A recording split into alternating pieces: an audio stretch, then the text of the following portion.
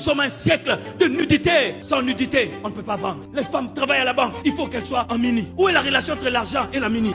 Où est la caméra? Où est la caméra? Banquier, où est la relation entre l'argent et les mini? Il y a des banques pour y travailler, les femmes doivent être sexy.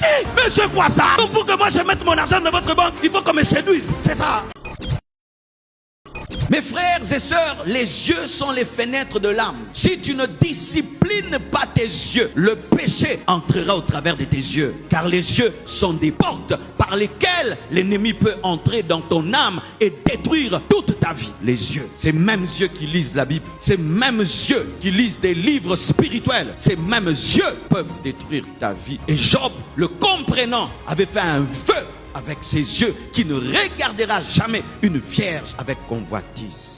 Psaume 101, verset 3, la Bible dit: je ne mettrai rien de mauvais devant mes yeux. Je hais la conduite des pécheurs. Elle ne s'attachera point à moi. Je ne regarderai pas des bêtises sur TikTok, des choses vaines. Un lapin qui danse, il danse, il danse, il danse, il danse. Toi, tu perds ton temps, tu regardes des lapins qui dansent. Rachetez le temps. Ne regardez pas des vaines choses. Ne perdez pas votre temps. On consacre tous les membres de son corps. Tes pieds peuvent venir à l'église, mais tes yeux sont dans le monde. Tes mains peuvent battre les mains pour Jésus, mais tes yeux sont au diable. Dans la pornographie, tu regardes la nudité de quelqu'un qui n'est pas ta femme, de quelqu'un qui n'est pas ton mari. Ça te maudit. C'est de la malédiction. Et des fois, vous regardez la nudité des sorcières et des sorciers. Regardez la nudité des prostituées. Parce qu'une femme normale ne peut pas faire ça. Un homme normal ne peut pas faire ça. Et vous vous maudissez. Et tu vois, tes affaires ne marchent pas. Ce que tu fais ne marche pas. Oh, les sorciers, c'est toi-même le sorcier parce que tu regardes. Vos couples ne marchent pas à cause de la pornographie. Tu as regardé une femme et ta femme n'a pas les standards de cette femme. Tu as regardé un homme et ton homme n'a pas les standards de cet homme. Vous avez des couples qui se détruisent.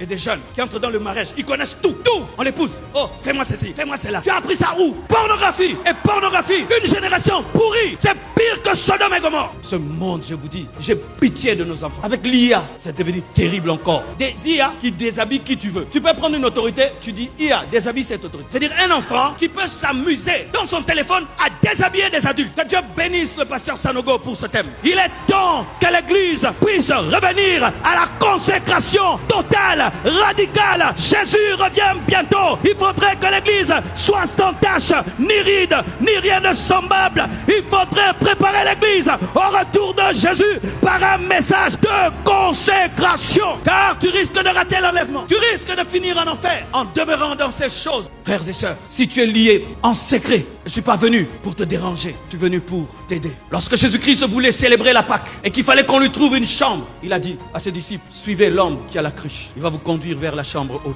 Et l'homme qui a la cruche représente le Saint-Esprit qui conduit vers la consécration. Tu ne pourras pas vaincre toutes ces choses par ta propre force. Surtout si tu as commencé ça depuis que tu es enfant. C'est en toi depuis l'âge de 10 ans. Parce que certains sont dedans depuis l'âge de 10 ans. C'est toute sa vie. C'est comme un drogué. Comment il va sortir de là? Il faut la puissance du Saint-Esprit. Il faut l'amour de Dieu. Il faut la grâce de Dieu.